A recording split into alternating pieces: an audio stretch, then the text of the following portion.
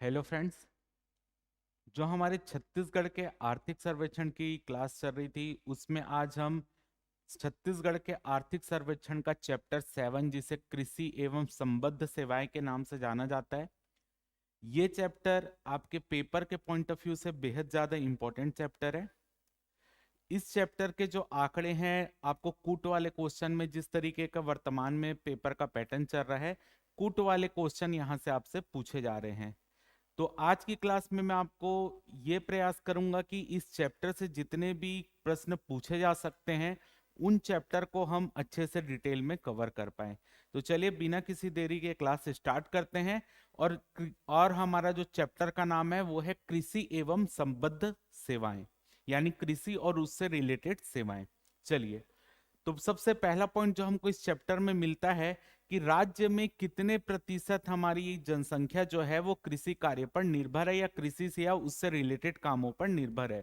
तो है राज्य की लगभग 80% जनसंख्या, यानी छत्तीसगढ़ की लगभग 80% जनसंख्या ऐसी है जो कि कृषि या उससे संबंधित कार्यों को करके ही अपनी आजीविका का यानी आजीविका कमा रही है, अपना जीवन यापन कर रही है। अगर हम बात करें राज्य में कितने कृषक परिवार हैं, तो हमारे आर्थिक सर्वेक्षण 2021-22 के अनुसार हमारे राज्य में कुल कृषक परिवारों की संख्या है 40.10 लाख, यानी 40.10 लाख जो है हमारे यहाँ कृषक परिवार है। इसके पहले लगभग आप 37,46,000 परिवार पढ़ते थे कृषक परिवार। तो इस इकोनॉमिक सर्वे के हिसाब से ये आंकड़ा बढ़ गया है और ये आंकड़ा 40,10,000 तक पहुंच गया है। तो याद रखिएगा कि छत्तीसगढ़ में राज्य में कुल कृषक परिवारों की संख्या 40.10 लाख है। अगर हम इसमें बात करें कि इस परिवारों में लघु व सीमांत किसान कितने हैं, तो सबसे पहले आप ये समझिए सीमांत किसान किसे कहा जाता है। ऐसे किसान जिनके पास 1 हेक्टेयर से कम कृषि भूमि होती है, ऐसे किसान जिनके पास 1 हेक्टेयर से कम कृषि भूमि होती है उसको सीमांत किसान बोलते हैं। और ऐसे किसान जिनके पास 1 से 2 हेक्टेयर के बीच में कृषि भूमि होती है उन्हें लघु किसान कहते हैं। ठीक है, इसी को हम अगर एकड़ में बोले तो ऐसे किसान जिनके पास 2.5 एकड़ से कम जमीन होती है, कृषि भूमि होती है, उन्हें सीमांत किसान कहते हैं। और जिनके पास 2.5 से 5 एकड़ कृषि भूमि होती है उन्हें लघु किसान कहते हैं। और इसी चीज को आप याद रखिएगा, हेक्टेयर में पूछा जाए तो 1 हेक्टेयर से कम कृषि भूमि वाले परिवारों को क्या कहा जाता है, सीमांत कृषक परिवार या सीमांत किसान कहा जाता है। और अगर इसी को एकड़ में पूछा जाए तो 2.5 एकड़ से कम कृषि भूमि वाले परिवारों को क्या कहा जाता है, सीमांत किसान या सीमांत कृषक परिवार कहा जाता है। तो याद रखिएगा, सीमांत किसान ऐसे किसान जिनके पास 1 हेक्टेयर से कम कृषि भूमि है। लघु किसान किसको बोलते हैं, ऐसे किसान जिनके पास 1 से 2 हेक्टेयर के बीच की कृषि भूमि होती है उन्हें लघु किसान कहते हैं। तो अगर हम देखें, हम बोल रहे हैं कि छत्तीसगढ़ में लगभग 40 लाख हमारे कृषक परिवार हैं, तो उसमें से 82% ऐसे कृषक हैं जो कि लघु व सीमांत श्रेणी में आते हैं।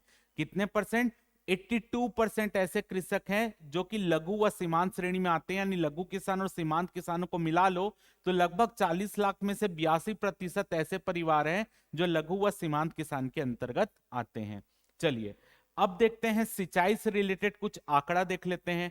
तो अगर जैसे कि अगर आप देखेंगे कि छत्तीसगढ़ में सिंचाई के स्रोत क्या हैं, तो सिंचाई के जो समस्त स्रोत है जो गवर्नमेंट के द्वारा बनाए गए हैं, जैसे कि जलाशय, नहर, कुएं, नलकूप, ठीक है, ये सब क्या हो गया, तालाब, ये सब क्या हो गया, ये हमारी सिंचाई के लिए बनाए गए एक, आप बोल लीजिए एक हमारी सिंचाई के लिए बनाई गई योजनाओं के तहत जो है हमने इन चीजों का निर्माण किया है। जैसे कि आप नए नहरें का निर्माण किया है खेतों में का जल पहुंचाने के लिए, कुएं का निर्माण किए जाते हैं खेतों में जल पहुंचाने के लिए। तो ऐसे अगर हम सिंचाई के समस्त स्रोत को जोड़ ले, जैसे नहर, जलाशय एक ही है, अगर उसके बाद कुएं, तालाब और आपके जितने अन्य भी आपके सिंचाई के स्रोत होते हैं, अगर मैं सबको जोड़ लूं तो इससे हमको पता चलता है कि छत्तीसगढ़ में उपलब्ध सिंचाई सुविधा है 36%। यानी छत्तीसगढ़ की पूरी आपकी कुल भौगोलिक क्षेत्रफल में 36% ऐसे क्षेत्रफल हमारा आता है जहां पर सिंचाई सुविधा उपलब्ध है। किनसे सिंचाई सुविधा उपलब्ध है, अगर मैं नहरों, कुएं, तालाब, जो भी गवर्नमेंट के माध्यम से जो भी सिंचाई के लिए सुविधाएं उपलब्ध कराई गई है उनसे जो हमारी सिंचाई होती है वो 36% क्षेत्र में होती है। तो आप बोल सकते हो कि प्रदेश में उपलब्ध समस्त सिंचाई साधनों से जो सिंचाई की जाती है वो 36% क्षेत्र में की जाती है। लेकिन अगर आपसे पेपर में ऐसा नहीं पूछता, अगर पेपर में मान लीजिए ऐसा पूछता है कि प्रदेश में उपलब्ध समस्त संसाधनों से कितने प्रतिशत क्षेत्र में सिंचाई सुविधा उपलब्ध है, तो आपका आंसर है 36%। लेकिन अगर केवल इतना ही प्रश्न पूछे कि प्रदेश की सिंचाई क्षमता कितनी है, तब आपका आंसर होगा 38.45%। फिर से बोल रहा हूं, तब आपका आंसर क्या होगा? 38.45%। क्वेश्चन फिर से बोल रहा हूं, अगर आपको बोला जाए प्रदेश में उपलब्ध समस्त संसाधनों से कितने प्रतिशत क्षेत्र में सिंचाई सुविधा उपलब्ध है, तब आप आंसर लेंगे 36%। अगर सिर्फ इतना पूछता है कि प्रदेश में कितने प्रतिशत क्षेत्र में सिंचाई सुविधा उपलब्ध है, समस्त संसाधन ऐसे करके नहीं पूछता, तब आपका आंसर होगा 38.45%। क्यों? क्योंकि भाई कहीं जगह बारिश जो होती है उससे भी सिंचाई होती है, तो बाकी अगर नहर, जलाशय, कुएं, तालाब, ये सब नलकूप, इन सब से सिंचाई सुविधा 36% क्षेत्र में ही उपलब्ध है। लेकिन बारिश जहां जहां होती है, बारिश के माध्यम से भी तो सिंचाई होती है, तो वहां पर उसको ऐड कर लीजिए तो होगा 38.45। यहां पर क्या क्वेश्चन आएगा? प्रदेश में उपलब्ध समस्त सिंचाई के साधनों से कितने प्रतिशत क्षेत्र में सिंचाई सुविधा उपलब्ध है, तो 36%। केवल इतना पूछा जाए राज्य में कितने प्रतिशत क्षेत्र में सिंचाई सुविधा उपलब्ध है, तब आपका आंसर होगा 38.45%। क्योंकि इसमें वो संसाधनों से नहीं पूछ रहा है, यहां पर डायरेक्ट पूछ रहा है कितने प्रतिशत क्षेत्र में सिंचाई सुविधा उपलब्ध है, तो 38.45। समस्त संसाधनों से पूछेगा तो 36%। ये दोनों का अंतर मैंने आपको यहां पर समझा दिया है। अब देखिए, अगर हम ये देखें कि अब जो हमारे समस्त संसाधन है, जैसे नहर हो गई, जलाशय हो गए, तालाब हो गए, कुएं हो गए, तो इनमें से सर्वाधिक कौन सा क्षेत्र आपको सिंचाई करने में सर्वाधिक उपयोगी आता है, तो वह है नहर। नहर या जलाशय से हमारे यहाँ 52% क्षेत्र में सिंचाई होती है। यानी अगर मैं ये बोल रहा हूं कि प्रदेश में 36% क्षेत्र में समस्त संसाधनों से सिंचाई होती है, तो उस 36% में 52% किससे होती? नहर या जलाशय से होती है। सेकंड नंबर पे आता है नलकूप। नलकूप से कितनी होती है? 29%। यानी अगर जैसे कि मैं एक एग्जांपल से आपको बोलता हूं, मान लेते हैं छत्तीसगढ़ का क्षेत्रफल 100 स्क्वायर किलोमीटर है। ठीक है, 100 स्क्वायर किलोमीटर मान लेते हैं। ठीक, अब इसमें से मान लेता हूं मैं केवल 36% ऐसा, 36 स्क्वायर किलोमीटर क्षेत्र ऐसा है जहां पर सिंचाई सुविधा उपलब्ध है, मान लेता हूं। अब देखिए, इस 36 स्क्वायर किलोमीटर का जो 52% है वो नहर या जलाशय से हो रहा है, और इस 36 स्क्वायर किलोमीटर का 29% जो क्षेत्र है वो नलकूपों से सिंचित हो रहा है। तो कुल मिलाकर आपको यह बताना है कि सबसे ज्यादा अगर आपसे पूछा जाए सिंचाई के कौन से स्रोत से छत्तीसगढ़ में सर्वाधिक सिंचाई की जाती है, तो नहर या जलाशय से। सेकंड नंबर पे नलकूप आता है, नीचे उसका पूरा क्रम भी मैंने बताया हुआ है, वो भी देख लेंगे। तो यहां पे आपको क्लियर हो गया होगा। समस्त संसाधन से पूछे, समस्त संसाधन से सिंचाई सुविधा पूछे तो 36%। केवल राज्य में सिंचाई सुविधा कितनी बोला जाए तो 38.45%, क्योंकि इसमें आपका जो बारिश होती है, वर्षा होती है, उसके को भी ऐड कर लिया जाता है। क्लियर? चलिए आगे देखते हैं।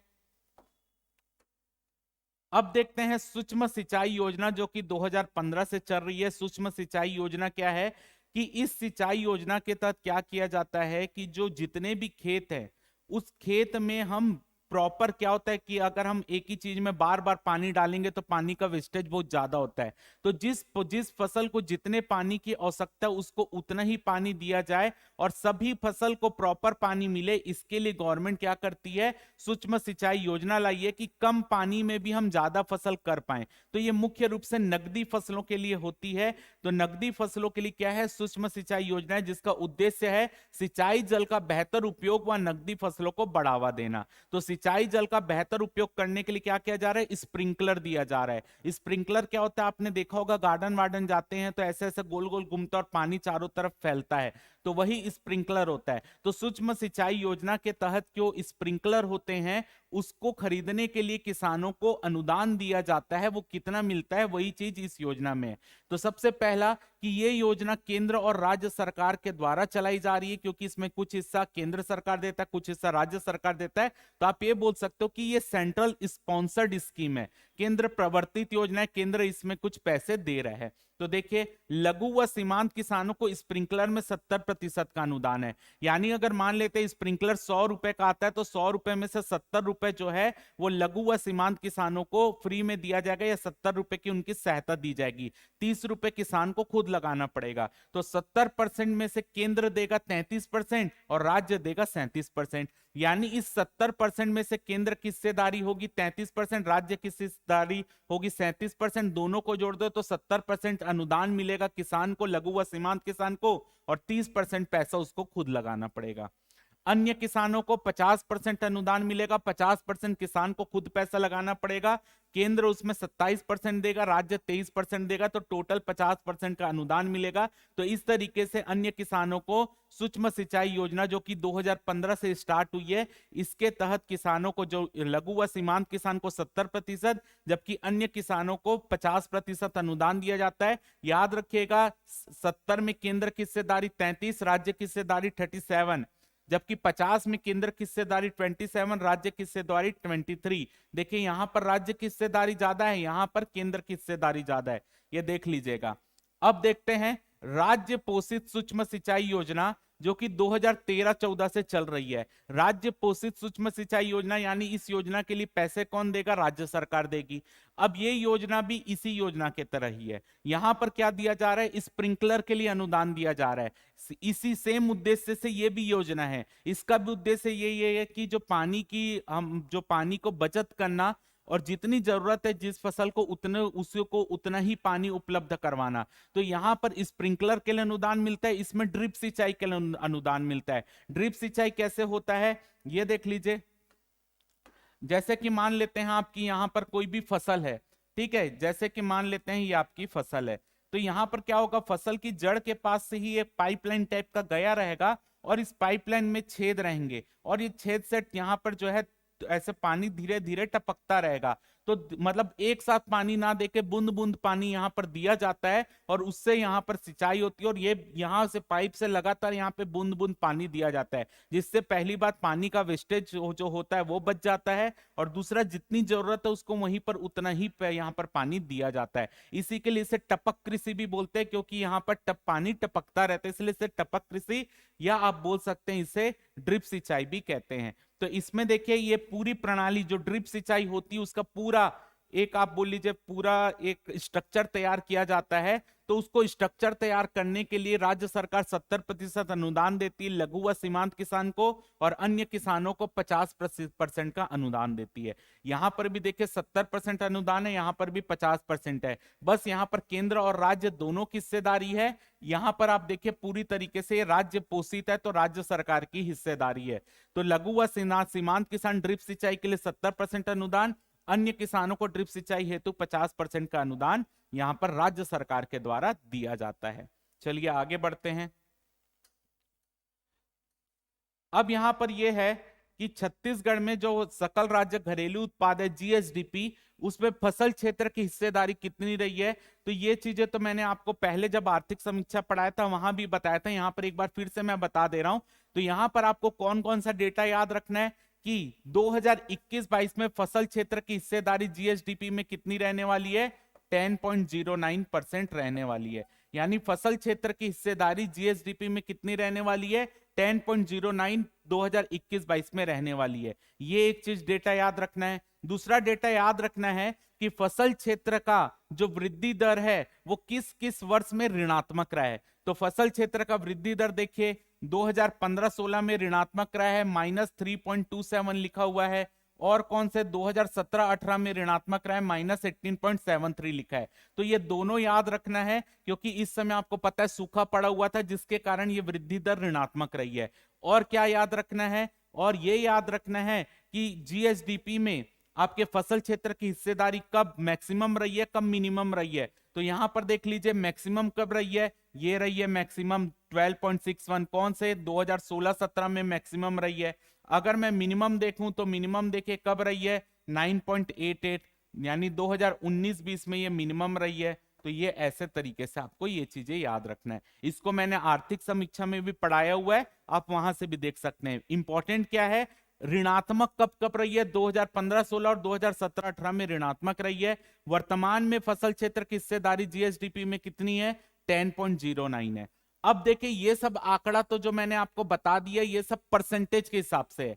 अगर मैं रुपए में देखूं, अगर मान लीजिए यहां पर रुपए में देखेंगे तो ये देखिए कि 2015-16 में लगभग 19197895 इतने आपके जो पैसे हैं, इतने करोड़ रुपए आपके कहां से आ रहे हैं? आपके ये इतने पैसे जो आ रहे हैं ये आपके फसल क्षेत्र से आ रहे हैं। तो यहां पर आपको ये आंकड़ा याद करने की जरूरत नहीं है कि अगर आपसे पेपर में पूछा जाता है कि जीएसडीपी में फसल क्षेत्र की हिस्सेदारी रुपयों में कैसे रही है, तो रुपयों में देखिए, यहां पर देखिए, फिर यहां से ये बढ़ रही है।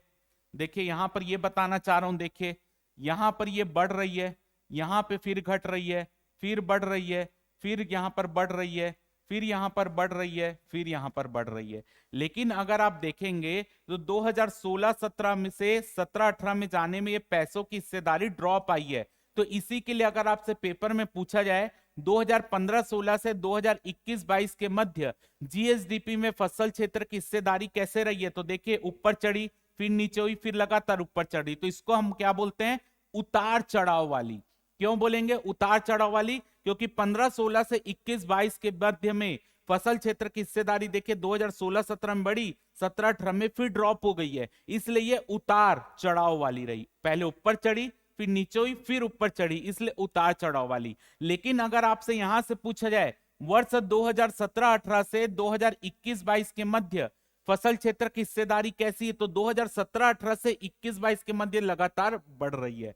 तो आपको यहां पर यह ध्यान रखना जरूरी है कि आंकड़ा आपको 2015-16 से पूछेगा तो उतार चढ़ाव वाली, 17-18 से पूछेगा तो प्रवृत्ति बढ़ने वाली है। तो इन चीजों में विशेष ध्यान रखिएगा। अगर पूछ रहा है कृषि क्षेत्र या फसल क्षेत्र की हिस्सेदारी आपका जीएसडीपी में 2015-16 से 2021-22 में इसकी प्रवृत्ति कैसे रही है, तो उतार चढ़ाव वाली। लेकिन अगर पूछे फसल क्षेत्र की हिस्सेदारी वर्ष 2017-18 से 21-22 के मध्य कैसे रही है, तो आप देखिए लगातार बढ़ने वाली है, यानी बढ़ने की प्रवृत्ति के साथ रही है। क्लियर है? चलिए आगे बढ़ते हैं। अब देखते हैं यहां पर इंपॉर्टेंट चीज कृषि के चैप्टर से रिलेटेड। क्या इंपॉर्टेंट चीज है कि छत्तीसगढ़ राज्य का भौगोलिक क्षेत्रफल 1,37,090 हेक्टेयर है। 137.90 लाख हेक्टेयर छत्तीसगढ़ का कुल भौगोलिक क्षेत्रफल है।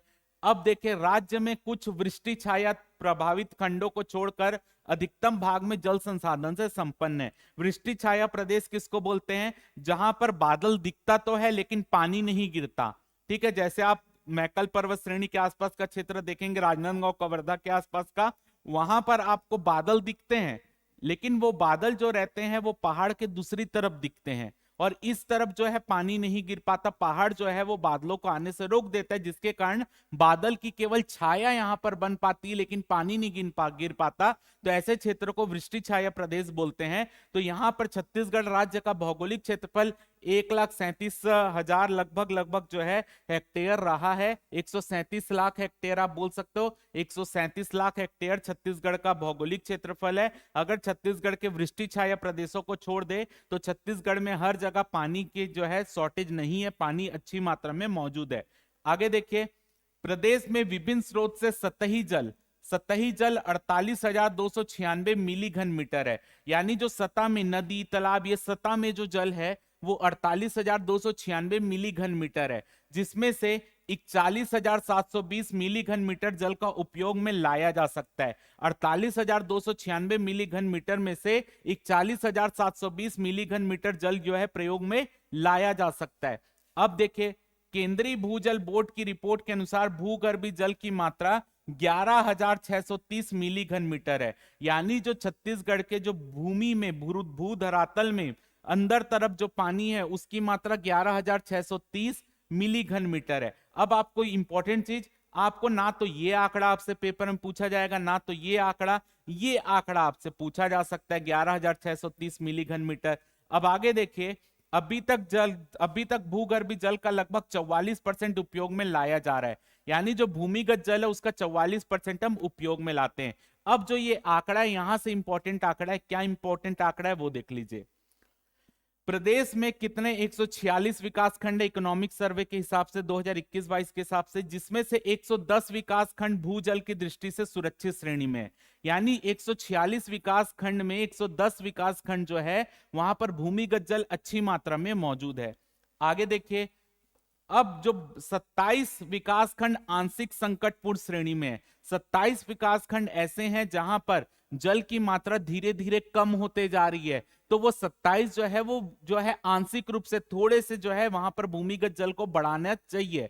भूमिगत जल वहां पे बढ़ाने का सरकार को उपाय करना चाहिए, तब वहां पे जाकर भूमिगत जल बढ़ेगा तो वो वापस सुरक्षित श्रेणी में आ जाएगा। लेकिन जो 9 विकास खंड ऐसे हैं, 9 विकास खंड ऐसे हैं जो संकटपूर्ण श्रेणी में है। संकटपूर्ण श्रेणी यानी कि वहां पर तो पानी की बेहद कमी हो गई है, भूमिगत जल जो है वहां पर वो खत्म होने के करीब पहुंच गया, इसी के लिए इसको संकटपूर्ण श्रेणी बोल रहे हैं। जहां पर नॉर्मल स्थिति है वो सुरक्षित है, नॉर्मल से थोड़ा कम है वो आंशिक संकट है, और जहां पर बहुत ही कमी है वो संकटपूर्ण है। तो संकटपूर्ण विकास खंड कितने हैं? 9। आंशिक संकटपूर्ण कितने हैं? 27। सुरक्षित कितने हैं? 110। अब देखिए, ये आपसे पेपर में ये पूछा जाता है और कई एक आध पेपर में पूछा भी गया है कि संकटपूर्ण श्रेणी में कौन कौन से विकास खंड आते हैं। अभी हाल ही में पेपर में पूछा भी गया है कि संकटपूर्ण श्रेणी में कौन कौन से विकास खंड आते हैं। तो देख लीजिए, इकोनॉमिक सर्वे में 9 विकास खंड पता चलता है कि 9 विकास खंड संकटपूर्ण श्रेणी में है। लेकिन जब आप गवर्नमेंट की साइट में देखेंगे, जो गवर्नमेंट की जल विभाग की साइट है हमारे यहाँ, वहां पर ये 8 विकास खंड के ही नाम मिलते हैं, 9वां विकास खंड का नाम नहीं मिल पाता। तो इसी के लिए यहां पर मैं 9 में से 8 विकास खंड में आपको बता दे रहा हूं जो संकटपूर्ण श्रेणी में। जो एक विकास खंड और कौन सा संकटपूर्ण श्रेणी में है वो उसका नाम हमको नहीं मिल पा रहा है, साइट में आप ढूंढ लीजिएगा, नहीं मिल पा रहा है। तो ये 8 विकास खंड कौन कौन से हैं? सबसे पहला है गुरूर, ठीक है, बालोद जिले में गुरूर पड़ता है। फिर बालोद विकास खंड, ये भी बालोद जिले में पड़ रहा है। साजा विकास खंड बेमेतरा में पड़ रहा है। धमदा विकास खंड दुर्ग जिले में। पाटन विकास खंड दुर्ग जिले में। दुर्ग विकास खंड दुर्ग जिले में। धमतरी और बिल्हा, बिल्हा कहां? बिलासपुर जिले में। तो ये टोटल 8 ऐसे विकास खंड के नाम मिल रहे हैं जो कि संकटपूर्ण श्रेणी में है। एक विकास खंड और कौन सा है वो उसकी जानकारी नहीं मिल पा रही, ना तो गवर्नमेंट की साइट में दिया है, लेकिन इकोनॉमिक सर्वे में 9 विकास खंड लिख कर दिया है। लेकिन अगर आप गवर्नमेंट की साइट पढ़ेंगे तो वहां पे 8 ही विकास खंड लिखे हुए मिल रहे हैं, जिनके नाम यहां पर मैंने आपको बता दिए। तो ये नाम याद रखिएगा, गुरूर, बालोद, साजा, धमदा, पाटन, दुर्ग, धमतरी और बिल्हा। ये पेपर में आपसे पूछे गए हैं और पूछा भी गया कौन सा संकटपूर्ण विकास खंड के अंतर्गत आता है, तो ये आते हैं, देख लीजिएगा। चलिए आगे बढ़ते हैं। अब हम देखते हैं प्रदेश की सिंचाई क्षमता के बारे में, देख लेते हैं कि प्रदेश की सिंचाई क्षमता कितनी है। तो देखिए, सबसे पहले आपको यहां पर देखिए वृहद योजना, मध्यम योजना, लघु योजना लिखा हुआ है। तो सबसे पहले मैं आपको बता देता हूं कि लघु योजना किसको बोलते हैं। तो लघु सिंचाई योजना ऐसे सिंचाई योजना को बोलते हैं जहां पर इस सिंचाई योजना के बनने के बाद लगभग 2000 हेक्टेयर क्षेत्र में कृषि की सुविधा या सिंचाई की सुविधा उपलब्ध हो जाएगी। यानी ऐसी सिंचाई योजना जो 2000 हेक्टेयर तक के क्षेत्र में सिंचाई सुविधा उपलब्ध करा सकती है उसको लघु सिंचाई योजना बोलते हैं। मध्यम सिंचाई योजना किसको बोलते हैं? ऐसी सिंचाई योजना जिसके बनने के बाद 2000 से 10,000 हेक्टेयर तक की सिंचाई कृषि भूमि में सिंचाई सुविधा उपलब्ध कराई जा सकती है, उसको मध्यम सिंचाई योजना बोलते हैं। और ऐसी सिंचाई योजना जो 10,000 हेक्टेयर से ज्यादा भूमि में कृषि भूमि में सिंचाई सुविधा उपलब्ध कराएगी उसको बोलते हैं वृहद योजना। तो याद रखिएगा, वृहद योजना 10,000 हेक्टेयर से ज्यादा, मध्यम योजना 2 से 10,000 हेक्टेयर के बीच में, और लघु योजना 2,000 हेक्टेयर से कम सिंचाई सुविधा उपलब्ध वाली योजनाओं को लघु योजना कहा जाता है। अगर मैं देखूं राज्य गठन के समय, राज्य जब बन रहा था यानी वर्ष 2000 में जब छत्तीसगढ़ बन रहा था, तो वृहद योजना की संख्या थी 3, मध्यम योजना की संख्या थी 29, लघु योजना की संख्या थी 1945। और वर्तमान स्थिति में मार्च 2021 की स्थिति में अगर मैं देखूं तो मार्च 2021 की स्थिति में वृहद योजना 3 से बढ़कर 8 हो गई है, मध्यम योजना 29 से बढ़कर 37 हो गई है, और लघु योजना 1945 से बढ़कर 2477 यानी 2477 हो गई है। अगर मैं बात करूं कि कितनी हमारी योजनाएं निर्माणाधीन है, तो 4 वृहद योजना अभी निर्माणाधीन है, एक वृहद योजना आपकी जो है मध्यम योजना है वो आपका निर्माणाधीन है, और 333 लघु सिंचाई योजना अभी निर्माणाधीन है। तो अब देखिए, अगर 8 से बढ़कर ये 4 और बन जाएगी तो 12 वृहद सिंचाई योजना हो जाएगी, ये 38 हो जाएगी, और ये लघु सिंचाई योजना आप जोड़ लीजिए। क्लियर है? तो वर्तमान में अगर पूछा जाए कि वर्तमान में मार्च 2021 की स्थिति में कितनी वृहद सिंचाई योजना चल रही है? 8।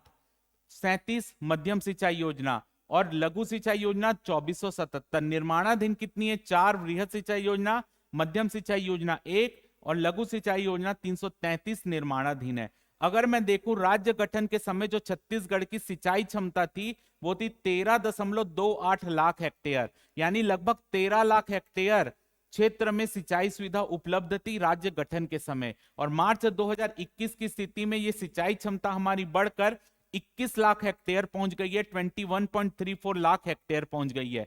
तो राज्य गठन से अभी तक कितनी सिंचाई क्षमता में वृद्धि हुई है? 8,06,000 लाख हेक्टेयर, या 8 लाख हेक्टेयर आप बोल सकते हो, 8.06 लाख हेक्टेयर हमारी सिंचाई क्षमता, अतिरिक्त सिंचाई क्षमता सृजित हुई है।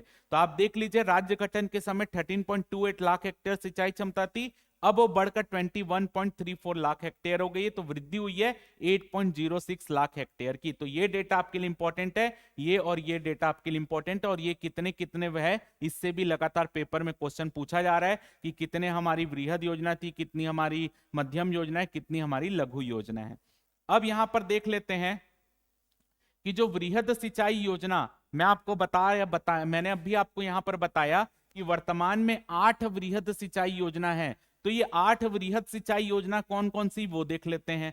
तो वृहद सिंचाई योजना ऐसी सिंचाई योजना जिससे बनने से 10,000 हेक्टेयर से ज्यादा सिंचाई भूमि में, कृषि भूमि में सिंचाई की जा सकती है, तो उसको वृहद सिंचाई योजना बोलते हैं। तो सबसे पहली वृहद सिंचाई योजना है महानदी परियोजना समूह। महानदी परियोजना समूह के अंतर्गत रविशंकर जलाशय, दुधावा जलाशय, ये सब आता है। तो सबसे पहली वृहद सिंचाई योजना है महानदी परियोजना समूह, जिससे लाभान्वित जिले कौन से हैं? रायपुर, बलौदाबाजार, धमतरी और बालोद। कौन कौन महानदी परियोजना समूह से लाभान्वित जिले हैं? रायपुर, बलौदाबाजार, धमतरी और बालोद इसके लाभान्वित जिले हैं। सेकंड वृहद सिंचाई योजना है तांदुला जलाशय, जो कि तांदुला नदी में बालोद में बना हुआ है, लेकिन इससे लाभान्वित जिले कौन कौन से हैं? बालोद, दुर्ग और बेमेतरा। तो आपके तांदुला जलाशय जो आपकी वृहद सिंचाई योजना, उससे लाभान्वित जिले हैं बालोद, दुर्ग और बेमेतरा। ये सब डेटा आपको नहीं पढ़ना है, सिर्फ मैं आपको जो बता रहा हूं उतना ही पढ़ना है। सीकासार जलाशय, सीकासार योजना जो है पैरी नदी, गरियाबंद, कौन कौन से लाभान्वित जिला है? गरियाबंद और धमतरी इससे लाभान्वित जिला है। आगे देखिए कोडार जलाशय, कोडार नदी में जो आप पढ़ते हैं कोडार जलाशय महासमुंद में है, कोडार नदी आप जो पढ़ रहे हैं उसी में है। जोंक व्यवर्तन योजना जोंक नदी पर है, बलौदाबाजार, भाटापारा इससे लाभान्वित जिला है। आगे देखिए मिनी माता हसदेव बांगो परियोजना, इंपॉर्टेंट चीज, मिनी माता हसदेव बांगो परियोजना जो है ये एक बहुउद्देशीय परियोजना है। बहुउद्देशीय का मतलब कि यहां पर इससे जो इस योजना के तहत जो बांध बनाया गया है उसके पानी का प्रयोग आप देखिए उद्योगों को भी पानी दिया जाता है, सिंचाई के लिए भी पानी दिया जाता है, पावर जनरेशन के लिए भी पानी दिया जाता है। इसी के लिए इसको क्या बोलते हैं? बहुउद्देशीय परियोजना। तो मिनी माता हसदेव बांगो परियोजना जो कि आप देख रहे हैं कोरबा में है, लाभान्वित जिला कौन सा है? कोरबा, जांजगीर चांपा, रायगढ़ इससे लाभान्वित जिला है। इसके बाद खारंग जलाशय, खारंग जलाशय कहां पर है? आपको पता है बिलासपुर में है, तो बिलासपुर देखिए। मनियारी जलाशय या मनियारी नदी परियोजना मुंगेली। तो इतने आपकी जो मैंने आपको यहां पर ऊपर बताया कि 8 हमारी वृहद परियोजना वर्तमान में चल रही है, तो ये 8 के नाम हैं जो कि वृहद परियोजना चल रही है। अब देखिए यहां पर मैंने आपको क्या बताया कि 4 वृहद परियोजना हमारी निर्माणाधीन है, 4 वृहद योजना हमारी और निर्माणाधीन है। तो ये 4 वृहद योजना कौन सी है जो निर्माणाधीन है वो देख लेते हैं।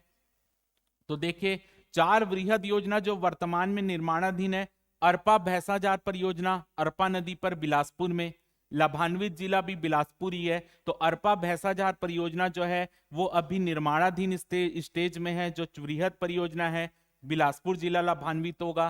केलो परियोजना, केलो नदी रायगढ़ में है, लाभान्वित जिला रायगढ़ और जांजगीर चांपा। ये लाभान्वित जिले याद रखिएगा, जो मैं लाभान्वित जिले आपको बता रहा हूं याद रखिएगा, पेपर में क्वेश्चन आता है कि इस योजना से लाभान्वित जिला कौन सा होगा, तो केलो परियोजना से रायगढ़ और जांजगीर चांपा।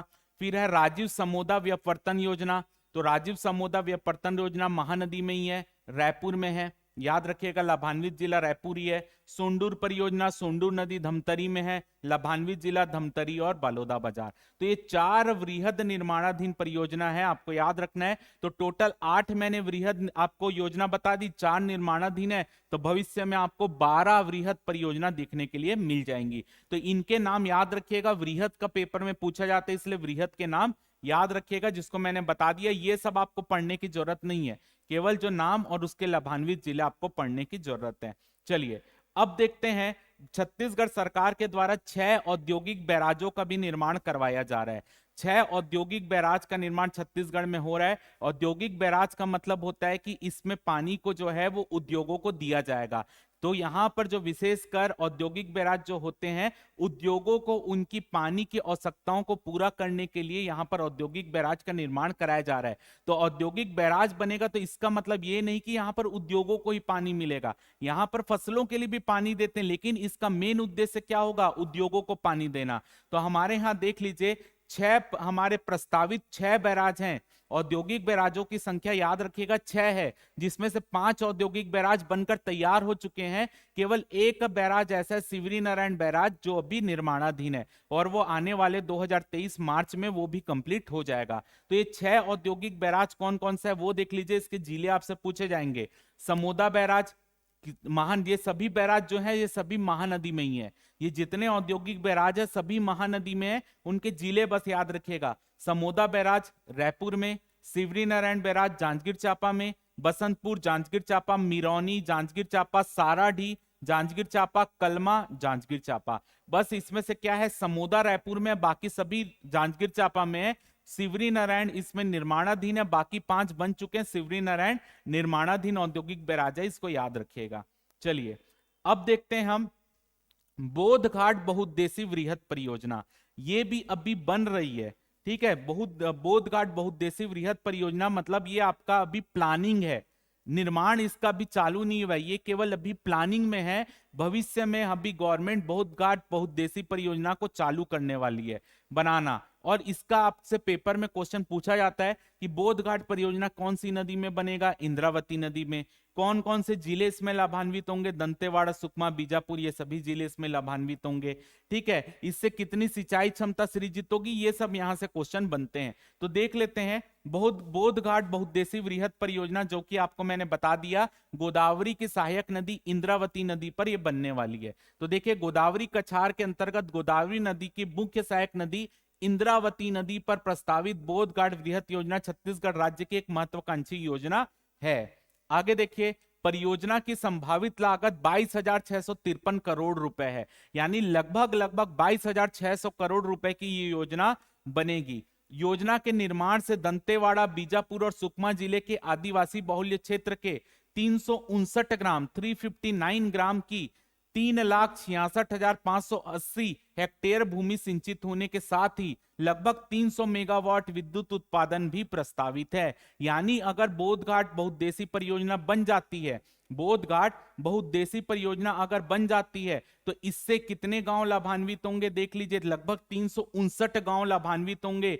और वहां पर लगभग 3,60,000 कृषि भूमि में सिंचाई सुविधा उपलब्ध हो जाएगी, और यहां साथ ही साथ 300 मेगावाट का वहां पर विद्युत उत्पादन भी किया जाएगा। तो एक बोध घाट बहुउद्देशीय वृहद परियोजना एक गवर्नमेंट की महत्वाकांक्षी योजना है, जल्द ही इसमें काम स्टार्ट होने वाला है। चलिए अब देखते हैं, राज्य में विभिन्न स्रोतों से सिंचाई सुविधा, यानी जो विभिन्न सिंचाई के स्रोत हैं उससे राज्य में कितनी कितनी सिंचाई सुविधा उपलब्ध है। मैंने आपको बताया था कि नहर जलाशय से 52%, 29% नलकूप से। तो ये क्रम है उसका, ये पेपर में अगर आपसे क्रम पूछा जाता है कि सबसे ज्यादा सिंचाई सुविधा यानी सिंचाई किससे की जाती है, नहरों या जलाशयों से, उसके बाद नलकूप से, उसके बाद तालाब से, और आखिरी में कुएं से। तो इसका क्रम याद रखिएगा, नहर जलाशय से लगभग 52% क्षेत्र में सिंचाई सुविधा उपलब्ध है, नलकूप से 29% क्षेत्र में सिंचाई होती है, तालाब और कुएं, इनका क्रम याद रखिएगा, नहर जलाशय, नलकूप, तालाब और कुआं।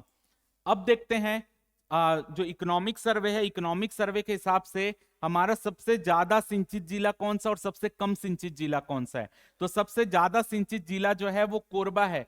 कोरबा में जितनी भी कृषि भूमि है उसकी 93% कृषि भूमि में जल सुविधा उपलब्ध है। यानी कोरबा में जितनी भी हमारे यहाँ कृषि भूमि है उसके 93% क्षेत्र में सिंचाई सुविधा उपलब्ध है। तो कोरबा सबसे ज्यादा सिंचित जिला है। सेकंड नंबर पे रायपुर 83%, फिर है धमतरी और दुर्ग 72% और जांजगीर चांपा 61%। ये सर्वाधिक सिंचित जिले हैं। और सबसे कम सिंचित जिला कौन सा है? तो सबसे कम सिंचित जिला है सुकमा और नारायणपुर 1%। यानी यहाँ पर सिंचाई सुविधा केवल 1% क्षेत्र में उपलब्ध है।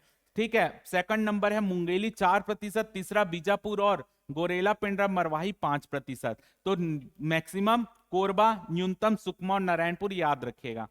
अब देखते हैं यहां पर प्रमुख फसलों का औसत उत्पादन 2000 से 2021 के मध्य। आपसे पेपर में यह क्वेश्चन पूछा जाएगा कि धान का औसत उत्पादन किस वर्ष में मैक्सिमम रहा, धान का औसत उत्पादन किस वर्ष में मिनिमम रहा। औसत उत्पादन का मतलब क्या होता है आप ये समझ लीजिए, 1 हेक्टेयर भूमि में कितने केजी धान निकल रहा है। तो कब 1 हेक्टेयर भूमि में जो कितना केजी धान निकला, मैक्सिमम निकला, कब 1 हेक्टेयर भूमि में कितना केजी धान मिनिमम निकला, तो उसके हिसाब से यहां पर औसत उत्पादन निकाला जाता है, जिससे हमको यह पता चलता है कि कौन से ईयर में प्रति हेक्टेयर उत्पादन सर्वाधिक रहा। तो देखिए धान का जो सर्वाधिक उत्पादन रहा है, औसत उत्पादन 1 हेक्टेयर कृषि भूमि में धान जो है 2020-21 में सर्वाधिक उगा था पर केजी के हिसाब से। न्यूनतम 2002-03 में न्यूनतम था। मक्का 2020-21 में सर्वाधिक उत्पादन हुआ है, औसत उत्पादन न्यूनतम 2011-12। चना 2012-13 में सर्वाधिक, 2019-20 में न्यूनतम। सोयाबीन का उत्पादन 2019-20 में सर्वाधिक हुआ था औसत उत्पादन, और न्यूनतम 2017-18। गन्ना 2020-21 में सर्वाधिक, न्यूनतम 2013-14। तो मैंने ये कुछ ही फसलों के आपको बताए हैं। फसल तो बहुत सारे, लेकिन जो पेपर में या छत्तीसगढ़ के हिसाब से इंपॉर्टेंट फसलों है फसल है, उसके हिसाब से मैंने बताया। धान का आपको विशेषकर याद रखना है, धान, मक्का और चना। सोयाबीन भली गन्ना याद मत रखिए, 4 तो आपको याद रखना ही है, कब इनका औसत उत्पादन सर्वाधिक रहा, कब न्यूनतम रहा। चलिए अब हम देखते हैं छत्तीसगढ़ में जो अनाज उत्पादन हुआ है। तो आपको सभी को पता है छत्तीसगढ़ की प्रमुख खाद्यान्न फसल कौन सी है। तो सबसे प्रमुख खाद्यान्न फसल धान है। धान के बाद कौन है खाद्यान्न फसल प्रमुख? मक्का। तो अगर मैं इसका क्यों हम छत्तीसगढ़ की प्रमुख खाद्यान्न फसल धान क्यों बोलते हैं? क्योंकि अनाज में सबसे ज्यादा उत्पादन धान का होता है। जैसे दलहन फसल कौन सी है? चना, क्योंकि चना का उत्पादन सबसे ज्यादा होता है छत्तीसगढ़ में। वैसे तिलहन फसल कौन सी? सोयाबीन। सोयाबीन का उत्पादन छत्तीसगढ़ में तिलहन फसल में सबसे ज्यादा होता है, इसलिए वो छत्तीसगढ़ की सबसे प्रमुख खाद्य अनाज है, प्रमुख दलहन है और प्रमुख तिलहन है। तो अगर मैं देखूं उत्पादन के हिसाब से, तो छत्तीसगढ़ में धान का उत्पादन सबसे ज्यादा होता है अनाज में। सेकंड नंबर पे होता है मक्का। तो पेपर में कैसा क्वेश्चन आएगा? धान के बाद सर्वाधिक उत्पादित होने वाली छत्तीसगढ़ में फसल कौन सी है? मक्का, अनाज में। फिर आता है गेहूं, फिर आता है कोदो कुटकी, फिर आता है ज्वार, फिर आता है जौ। तो उत्पादन के हिसाब से धान का उत्पादन नंबर 1 में अनाज में, सेकंड में मक्का, थर्ड में गेहूं, फोर्थ में कोदो कुटकी, फिफ्थ में ज्वार, सिक्स्थ में जौ। तो ये क्रम है, क्रम भी कभी कभी पेपर में पूछ लेता है। तो यहाँ ये क्रम 2020-21 के हिसाब से अनाज उत्पादन सबसे ज्यादा धान, सेकंड नंबर पे मक्का। अगर मैं बात करूं दलहन उत्पादन की, तो दलहन फसल हमारी कौन सी है? चना सबसे ज्यादा है। चना के बाद सेकंड नंबर पे आता है लाख तिवड़ा, उसके बाद आता है उड़द, उसके बाद आता है तुअर, उसके बाद आता है कुल्थी, कुल्थी के बाद आता है मूंग मोट।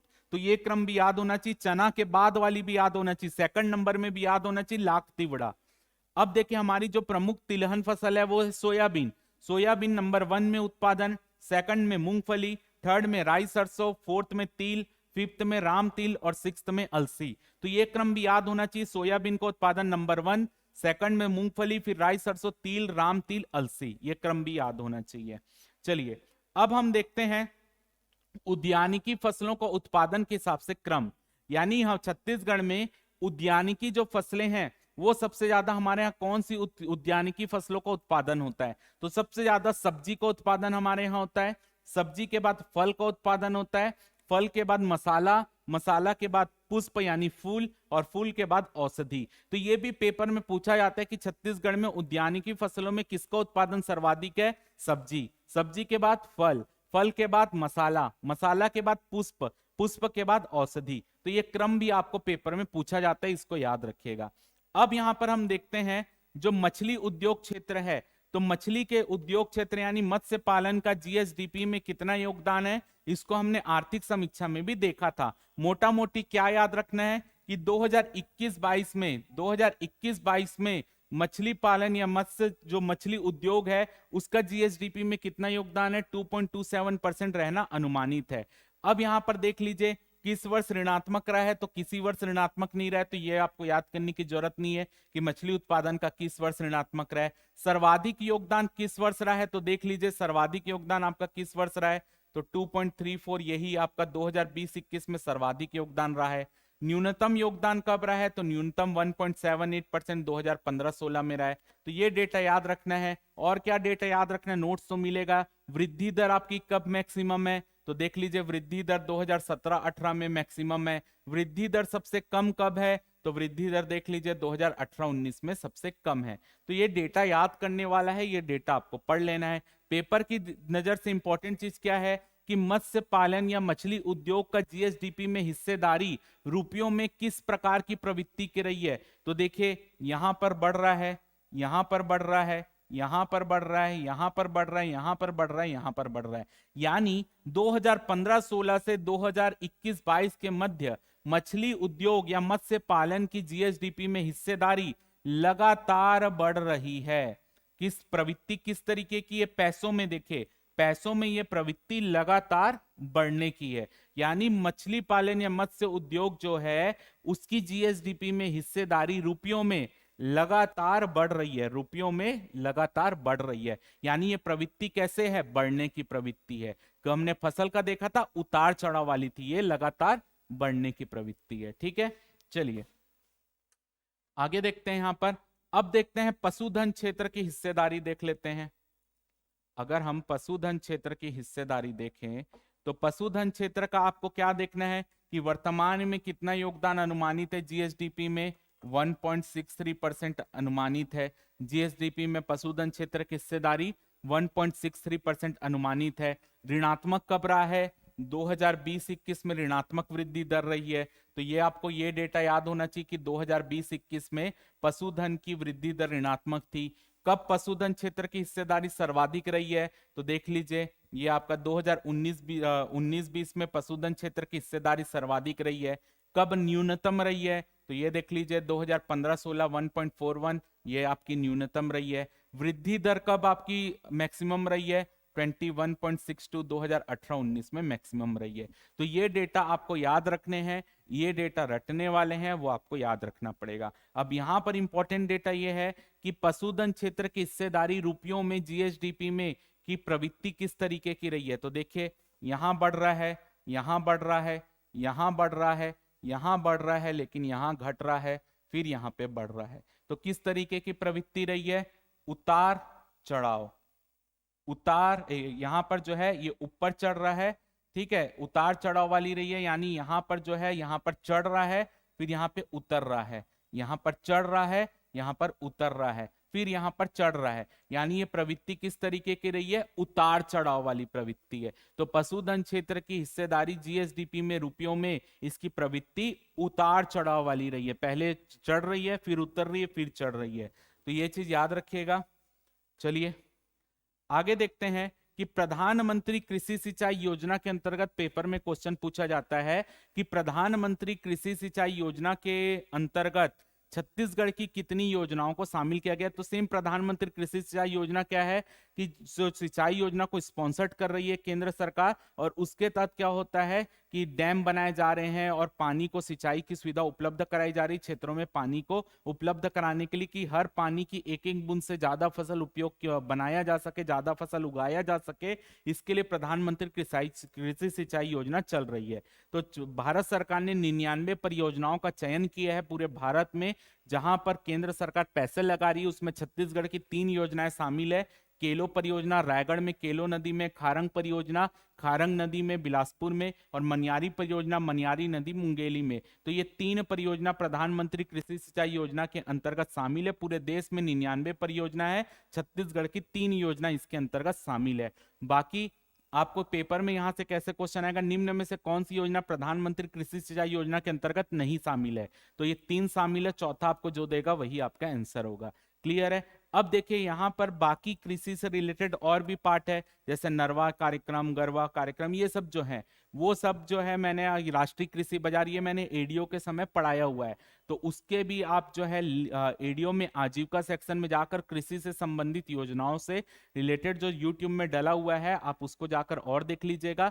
ये मैंने बेसिक पॉइंट जितने थे उसको आपको यहाँ पर कवर कराएं। अगर आपको किसी भी योजना को डीप में पढ़ना है, किसी भी योजनाओं को डीप में जानना है, तो वो डीप में वहां पर बताया गया एडीओ में जब मैंने पढ़ाया है, तो उस चीज को आप वहां पर जाकर देख लीजिएगा। अगर आपको डीप में हर योजना, जैसे प्रधानमंत्री कृषि सिंचाई योजना है क्या, प्रधानमंत्री फसल बीमा योजना क्या है, ठीक है, मृदा स्वास्थ्य हेल्थ कार्ड योजना क्या है, ये सब चीजें मैंने पढ़ाया हुआ है। तो आप उसमें जाकर भी देख सकते हैं। आप प्ले लिस्ट में आपको आजीविका सेक्शन में जाइएगा, कृषि संबंधित योजनाएं हैं उसको वहां पर देख लीजिएगा, तो वो भी पार्ट आपका कंप्लीट हो जाएगा। तो यहाँ पर जो हमारा 7वां चैप्टर है इकोनॉमिक सर्वे को यहाँ पर खत्म होता है। अब हम इसके बाद अगले चैप्टर के साथ आपके सामने उपलब्ध होंगे। चलिए, धन्यवाद।